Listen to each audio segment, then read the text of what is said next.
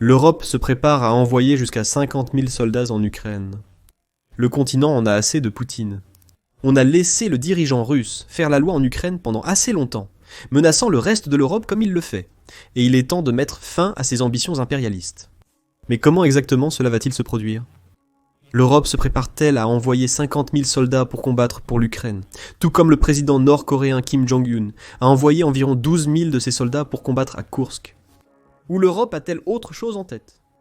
Que signifie tout cela pour l'avenir de la guerre en Ukraine ? Commençons par la question cruciale. Que se passe-t-il vraiment ? Le 23 janvier, des rapports ont commencé à faire surface que plusieurs pays européens avaient entamé des discussions entre eux sur la possibilité d'envoyer une force de maintien de la paix en Ukraine. Cette force, que le président français Emmanuel Macron a suggérée au début de 2024, impliquerait quelque part entre 40 000 et 50 000 troupes, avec pour objectif de créer une zone démilitarisée entre l'Ukraine et la Russie, à travers laquelle aucun des deux côtés ne pourrait pénétrer. Selon les rapports, la force européenne ne participerait pas à des combats actifs. En réalité, ils formeraient une barrière pour séparer l'Ukraine et la Russie, déployée le long d'une frontière définie au préalable entre les deux pays. Volodymyr Zelensky, président ukrainien, affirme que son pays est ouvert à tout type de cessez-le-feu, à condition d'avoir le soutien total de ses alliés. La proposition intervient suite à ces déclarations. Une paix juste serait impossible sans eux, sinon les forces de Poutine envahiraient à nouveau. On n'a rien de temps sans présence européenne sur le terrain. Macron soutient cette idée. En janvier 2025, il a rejoint Zelensky pour une conversation où le président français aurait évoqué la possibilité d'envoyer des soldats français en Ukraine. Zelensky a déclaré que lors de la réunion, ils ont évoqué l'initiative française de déployer des contingents militaires en Ukraine, ce qui fait partie des garanties de la France d'aider l'Ukraine à se protéger. Nous avons envisagé des mesures pratiques pour sa mise en œuvre, une possible expansion et l'implication d'autres pays dans le processus. La France et le Royaume-Uni envisagent d'envoyer des troupes en Ukraine pour participer à l'action. Selon MSN, le Royaume-Uni et la France ont déjà entamé la planification préliminaire pour rassembler des forces. Les Pays-Bas, la Suède, la Finlande, la Norvège, la Lituanie, l'Estonie et la Lettonie envisagent également d'envoyer des troupes. Le Premier ministre britannique Keir Starmer se préparerait pour une réunion informelle avec le secrétaire général de l'OTAN Mark Rutte afin de discuter plus en détail de cette idée. Même si seules la France et le Royaume-Uni contribuaient aux 50 000 troupes, cela pourrait être suffisant. Selon l'agrégateur militaire Global Firepower, le Royaume-Uni dispose d'une armée active de 184 860 personnes. L'armée active de la France compte 200 000 soldats, ce qui signifie que les deux pays réunis ont 384 860 soldats. Extraire 50 000 soldats de ces armées en place pourrait être problématique. Cela représenterait un affaiblissement collectif d'environ 12,5%, mais tous deux ont aussi des réserves. Le Royaume-Uni pourrait même retirer les 50 000 entiers des 924 000 réserves qu'il possède. 50 000 troupes européennes en Ukraine sont réalisables, même avec seulement la contribution de la France et du Royaume-Uni. Cependant, Vladimir Poutine représente un obstacle majeur au plan. Le dirigeant russe a carrément rejeté l'idée que toute nation européenne envoie ses troupes en Ukraine via le ministre russe des Affaires étrangères, Sergueï Lavrov, le 18 février. Lavrov a déclaré que la présence de troupes de l'OTAN, qu'elles soient sous drapeau étranger, de l'UE ou nationaux, ne change rien. C'est évidemment inacceptable pour nous. Ces commentaires ont suivi la rencontre de Donald Trump avec les dirigeants russes mais en Arabie Saoudite. Cette réunion a entamé le dialogue sur le retour de la paix en Ukraine, mais manquait d'un acteur essentiel, l'Ukraine elle-même. La direction russe a aussi demandé à l'Occident d'abandonner une promesse de 2008 indiquant que l'Ukraine pourrait un jour intégrer l'OTAN. Le message de Poutine est simple. Il ne veut pas de troupes de l'OTAN, de maintien de la paix ou autre, stationnées en Ukraine. Et il ne veut pas non plus que son ennemi fasse partie de la force de défense collective, qui représente le plus grand défi à son autorité. Ce rejet met en cause toute la proposition. Cependant, cela n'élimine pas les facteurs déclencheurs ayant mené à ces discussions sur les troupes européennes servant de casque bleu. Les premiers commentaires de Macron sur l'envoi de soldats européens en Ukraine ont probablement semé les graines. En février 2024, il a noté un changement dans la position russe à travers ses commentaires. La Russie cherche à s'emparer de plus de territoires, visant non seulement l'Ukraine, mais aussi de nombreux autres pays.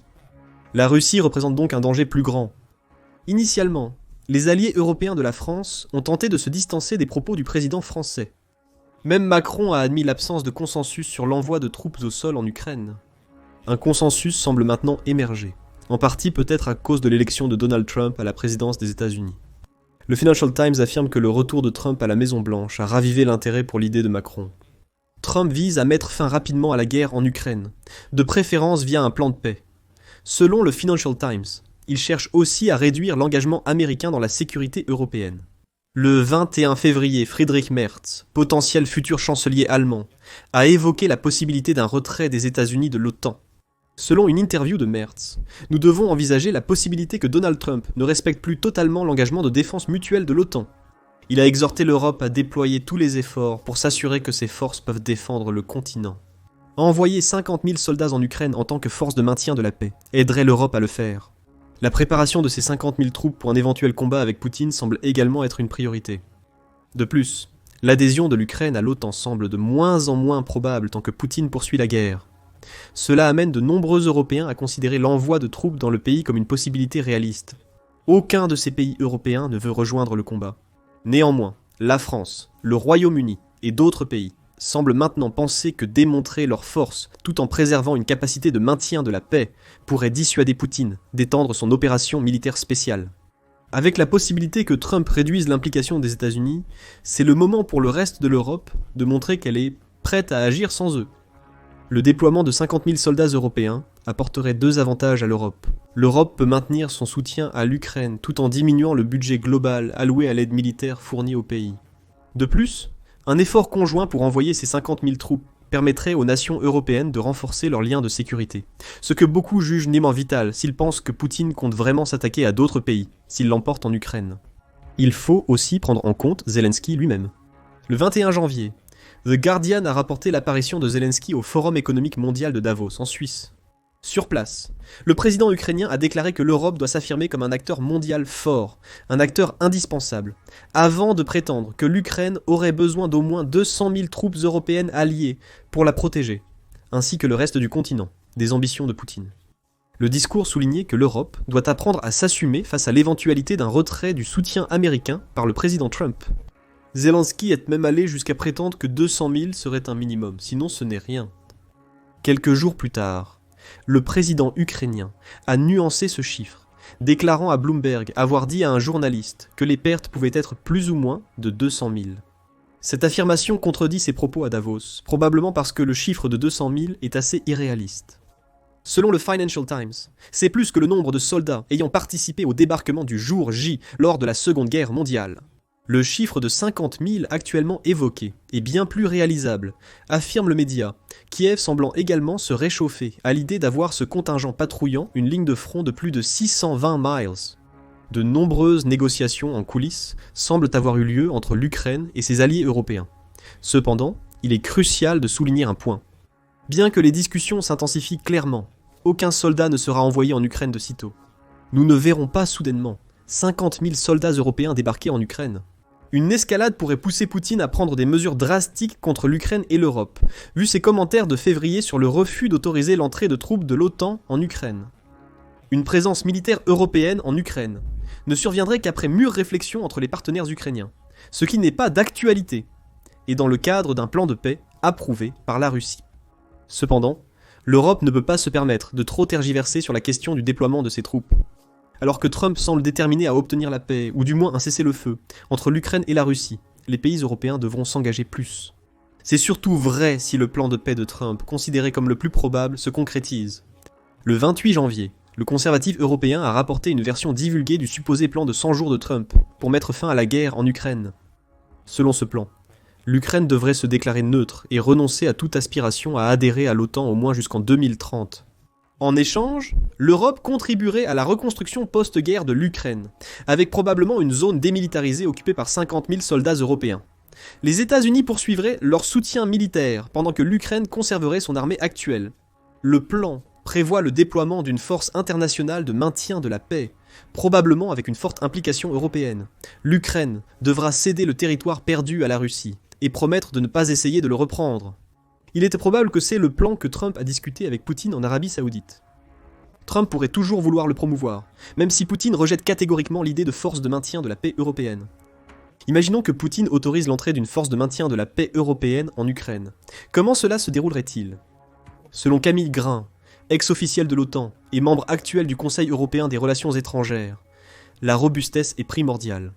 Tout contingent de troupes européennes devrait être suffisamment robuste pour ne pas être une cible facile que la Russie testerait immédiatement, et suffisamment grand pour ne pas nécessiter de renforts immédiats et ne pas être perçu comme un engagement déguisé de l'OTAN, dit-il au Financial Times. Ce point est crucial. Déployer ces troupes pourrait déjà être vu comme une escalade par Poutine. Toute implication de l'OTAN ne ferait qu'aggraver l'escalade, d'autant plus que le dirigeant russe accuse l'OTAN d'utiliser l'Ukraine comme proxy depuis le début de son opération militaire spéciale. Il y a un équilibre à trouver ici. Grant suggère que l'OTAN pourrait rester impliquée via l'accord Berlin+, qui permet à l'UE d'utiliser certaines capacités de planification de l'OTAN pour faciliter ce type d'action. L'UE a déjà utilisé ce format en Bosnie-Herzégovine, et cela permettrait à l'UK de s'impliquer dans l'envoi de troupes en Ukraine sans que Poutine puisse directement accuser l'OTAN de s'impliquer. Concernant l'apparence de la zone démilitarisée, il est envisageable que l'Europe considère une division similaire à celle existant entre les deux Corées. Ces pays maintiennent une zone démilitarisée que les soldats des deux pays patrouillent, créant une ligne où une violation par l'un ou l'autre déclencherait une guerre. Une zone démilitarisée entre la Russie et l'Ukraine pourrait servir de système d'alerte précoce pour les deux parties en cas d'attaque de l'autre. Bien que la Grande-Bretagne et la France semblent être en tête pour fournir les troupes qui patrouilleraient à la zone démilitarisée, d'autres pays européens seraient probablement impliqués. Depuis mai 2024, l'Estonie envisage d'envoyer des troupes en Ukraine, tandis que la Lituanie, un autre État balte, s'est également dite prête à déployer une centaine de soldats pour former les troupes ukrainiennes. Peut-être que ces 100 pourraient être réaffectés pour la patrouille de la zone démilitarisée si l'idée d'envoyer 50 000 soldats européens en Ukraine devenait une réalité. L'idée est alors d'avoir une force européenne multi-pays stationnée en Ukraine, qui agit séparément de l'OTAN, est assez forte pour projeter une force en Russie sans surescalade, et peut aider à favoriser un cessez-le-feu, qui permet à l'Ukraine de se reconstruire. Il y a donc des objectifs clairs en tête pour les 50 000 soldats européens. Cependant, le plan n'est pas parfait. L'envoi de 50 000 soldats européens en Ukraine pour le maintien de la paix pose plusieurs problèmes qui doivent être résolus avant que cela ne puisse se concrétiser. Le principal parmi eux est un problème qui existe en Europe chaque fois que la perspective de mettre des bottes sur le terrain en Ukraine se présente. Obtenir l'accord des pays qui pourraient être impliqués sur la manière et si le faire. Nous pensons souvent à tort que l'Europe est une entité unique où tous sont sur la même longueur d'onde. Mais ce n'est pas le cas. Il y a 44 pays en Europe. Tous ne font pas partie de l'UE, et chacun a ses propres objectifs et ambitions. Même au sein de l'UE, les pays ne sont pas toujours d'accord, comme lorsque Macron a proposé d'envoyer des troupes en Ukraine. Cette proposition a été accueillie par plusieurs réponses de la part des dirigeants européens, beaucoup dans le négatif. Le Premier ministre suédois Ulf Kristersson a exclu cette possibilité, et le chancelier allemand Olaf Scholz a souligné qu'aucun accord n'avait été atteint sur la question. Aujourd'hui, l'Europe est au moins plus consciente du danger que représente Poutine. Cependant, cela ne signifie pas que tous se précipitent soudainement pour antagoniser davantage le leader russe. Selon François Heisberg, conseiller principal de l'Institut international d'études stratégiques, c'est une option purement hypothétique. Il sera très difficile pour les Européens de s'accorder entre eux, presque autant que pour l'Ukraine et la Russie de s'entendre sur un règlement. En d'autres termes, le comment et qui d'envoyer 50 000 troupes n'a pas encore été convenu, et ce n'est qu'une minorité de pays européens qui semblent être d'accord avec la version préliminaire du plan. Parler d'un accord entre l'Ukraine et la Russie soulève une autre question. Le plan des 50 000 troupes échouera sans l'approbation de Poutine, ce qui semble être le cas après la rencontre Trump-Poutine en Arabie Saoudite. Selon AP News, Poutine voit l'Ukraine comme appartenant à la Russie et non à l'Occident, ce qui contribue au problème. L'Europe ne devrait pas avoir son mot à dire sur son destin. Ainsi, l'idée de permettre à des troupes européennes de le séparer de ce qu'il croit être légitimement à la Russie pourrait même ne pas lui traverser l'esprit. C'est l'avis de Boris Bondarev, ex-diplomate russe. Poutine refuserait cela, a déclaré le diplomate qui a quitté la Russie au début de la guerre de Poutine. Poutine pourrait également considérer l'entrée des troupes européennes en Ukraine comme l'une de ses lignes rouges.